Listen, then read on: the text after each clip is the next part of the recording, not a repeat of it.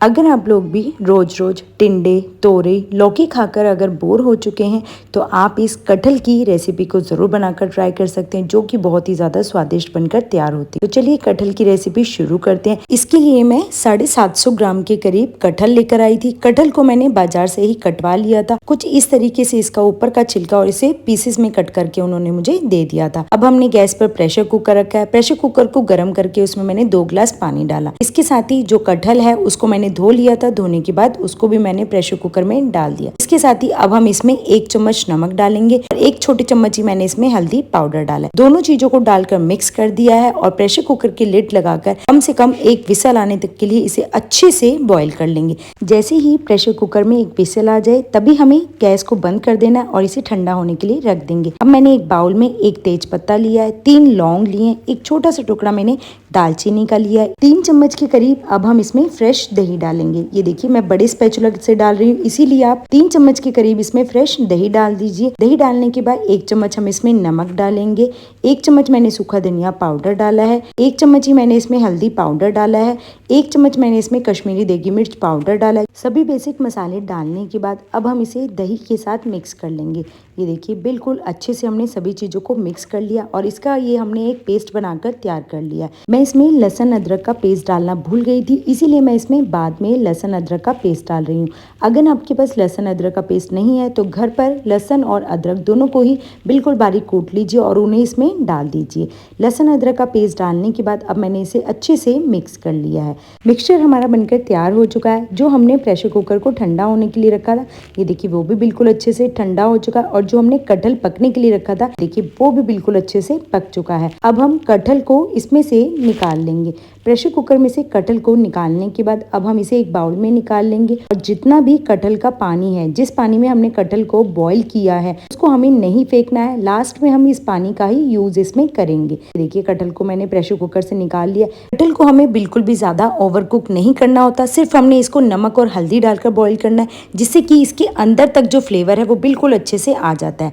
अब हमने गैस पर कढ़ाई रखी है। कढ़ाई में मैंने 1 छोटी कटोरी भरकर बिल्कुल मस्टर्ड ऑयल डाला। ऑयल को बिल्कुल अच्छे से मैंने पहले गरम कर लिया था। गरम करने के बाद गैस का फ्लेम बिल्कुल लो कर अब हम इसमें कटहल डाल देंगे। ये देखिए कटहल डालते ही इसमें छींटे आते, इसीलिए हल्का सा दूर होकर इसमें कटहल डालें। डालने के बाद अब बिल्कुल लो टू मीडियम फ्लेम पर इसको हल्का गोल्डन ब्राउन होने तक के लिए अच्छे से लगातार चलाते रहेंगे। ये देखिए बिल्कुल मीडियम टू लो पर चलाना है इसको, जिससे कि ये बिल्कुल अच्छे से अंदर तक सिक जाती है। 2 से 3 मिनट तक हम इसे लगातार अलटते पलटते चलाते रहेंगे और ये देखिए जो कटहल है वो बिल्कुल अच्छे से हल्की गोल्डन ब्राउन कलर की फ्राई हो चुकी है। बिल्कुल इसी तरह से हमें इसे फ्राई करना है।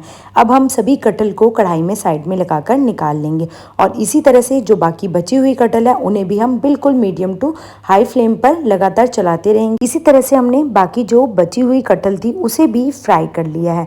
अब जो बचा हुआ ऑयल है उसमें से मैंने 2 से 3 चम्मच ऑयल निकाल दिया था, क्योंकि ऑयल जो था वो बहुत ही ज्यादा था। अब हम कढ़ाई में 1 चम्मच जीरा डाल देंगे। इसके साथ ही जो हमने पेस्ट बनाकर तैयार किया था उसे भी हम कढ़ाई में डाल देंगे। डालने के बाद कम से कम 1 मिनट तक इसे लगातार चलाते रहेंगे। पेस्ट को हमें बिल्कुल अच्छे से 1 मिनट तक के लिए चलाना है। अब मैंने 2 प्याज लिए हैं। प्याज को मैंने स्लाइस में कट कर लिया था। जैसे ही हमारे मसाले में उबाल आ जाए उसके साथ ही अब हम इसमें 2 प्याज जो मैंने स्लाइस करके रखे थे, इसके साथ ही मैंने 2 हरी मिर्च को चॉप करके इसके साथ ही कढ़ाई में डाल दिया। दोनों चीजों को डालने के बाद अब हम बिल्कुल लो फ्लेम पर कम से कम इसे 1 से 2 मिनट तक के लिए अच्छे से पकने के लिए रख देंगे, जिससे कि जो प्याज है वो बिल्कुल अच्छे से पक जाए और हल्की सॉफ्ट हो जाए। ये देखिए बिल्कुल मैंने 2 से 3 मिनट तक प्याज को पकाया था। पकाने के बाद जब प्याज पक जाए अब मैंने 2 टमाटर लिए। टमाटर को छोटे टुकड़ों में कट करके उसे भी मैंने कढ़ाई में डाल दिया। डालने के बाद इसे भी अब हम सभी चीजों के साथ मिक्स कर लेंगे। मिक्स करने के बाद अब मैंने टमाटर को ढककर कम से कम 2 मिनट के लिए रख दिया है,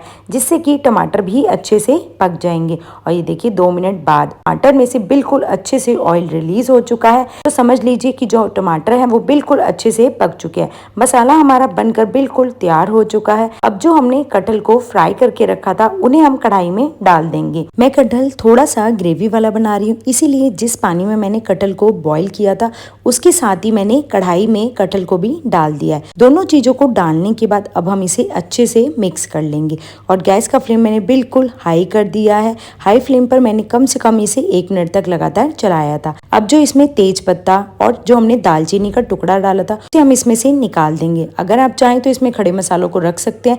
मैंने तो कटहल में से खड़े मसालों को निकाल दिया है। 3 से 4 मिनट तक बिल्कुल मीडियम फ्लेम पर हमने कटहल को पकाया था। पकाने के बाद अब हम इसमें 1 से 1.5 चम्मच के करीब किचन किंग पाउडर डाल देंगे। अगर आपके पास किचन किंग पाउडर नहीं है तो आप इसमें नॉर्मल गरम मसाला का भी यूज कर सकते हैं। किचन किंग पाउडर डालने के बाद अब हम इसे कटहल के साथ अच्छे से मिक्स कर लेंगे। ये देखिए कटहल बनकर बिल्कुल तैयार हो चुकी है। अब हम इसके ऊपर से ही चॉप किया हुआ हरा धनिया डाल देंगे। हरा धनिया डालने के बाद इसे भी हम कटहल के साथ मिक्स कर लेंगे और ये देखिए बहुत ही स्वादिष्ट हमारी ये कटहल की सब्जी बनकर बिल्कुल तैयार हो चुकी है। बिल्कुल मीडियम फ्लेम पर हमने इसे अच्छे से पकाया था। आप चाहें तो कटहल को अगर बिल्कुल ड्राई रखना चाहते हैं तो आप इसे बिल्कुल ड्राई भी बना सकते हैं। गैस की फ्लेम को हाई करके मैंने इसे 2 मिनट तक पकाया था। अब हमने गैस की फ्लेम को बिल्कुल बंद कर दिया। गर्मा गर्म अब हम इस मसालेदार कटहल की सब्जी को सर्व करेंगे। आप चाहें तो इसे पूड़ी, रोटी, पराठा किसी के भी साथ खा सकते हैं। ये सबके साथ ही खाने में बहुत ही ज़्यादा स्वादिष्ट लगती है। अगर आप लोग भी कटहल खाने के शौकीन हैं तो इस रेसिपी को एक बार बनाकर ज़रूर ट्राई कीजिए और अगर आप लोगों को वीडियो पसंद आए तो लाइक, शेयर, सब्सक्राइब करें।